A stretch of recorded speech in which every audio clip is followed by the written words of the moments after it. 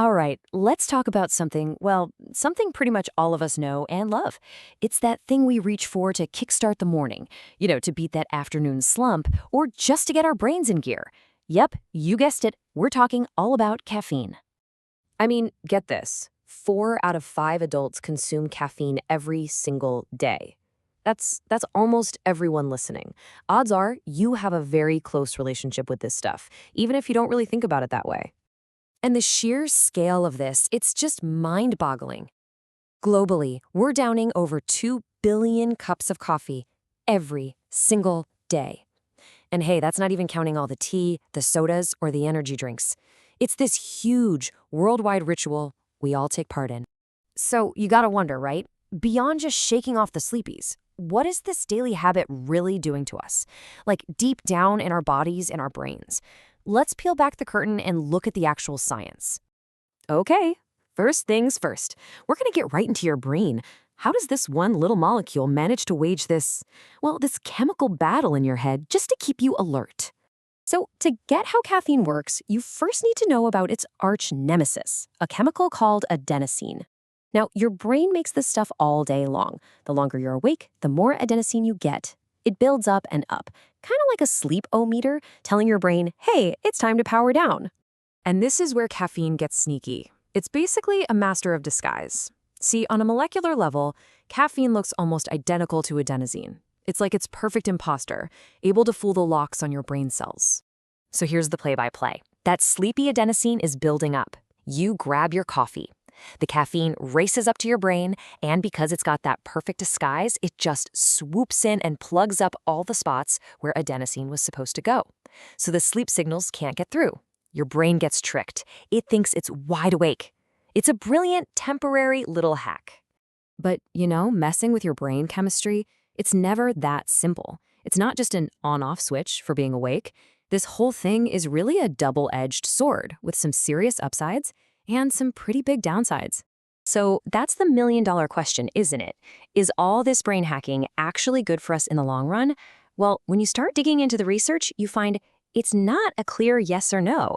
It's actually, it's kind of all over the place. Yeah, just take a look at this. You've got some studies saying, hey, great news. Caffeine can boost your memory, especially when you're groggy in the morning. Others show it makes you think faster, improves reaction time. Awesome, right? But then other studies pop up showing it can also trigger anxiety, even if it's brief. And, this is a big one study even found it had a negative effect on memory in young kids. So yeah, it's complicated. And this quote really hits the nail on the head. A big scientific review from 2021 basically said, yeah, the results are mixed. It seems the main takeaway is that there is no single takeaway. How caffeine affects you is super personal. It depends on how much you have, when you have it, and honestly, just your own unique body chemistry. And of course, we have to talk about the dark side. That feeling when you've had one cup too many. I think we've all been there, right? The jitters, the headache, your heart kind of thumping in your chest. You feel anxious and irritable. It's that awful paradox of being completely exhausted, but you just can't fall asleep. Those are the classic signs you've gone too far. Okay, so how do we walk that fine line? How do we get all the good stuff without tipping over into the bad? Well, thankfully, science has given us a pretty solid rule of thumb to work with. And that magic number, for most healthy adults, is 400 milligrams. That's the daily limit that big health organizations generally agree on. Stick to that or less, and you're probably in the clear. But let's be real, who knows what 400 milligrams actually means? It's just a number. What does it look like in, actual drinks? How many coffees are we talking about here? Let's put it into perspective.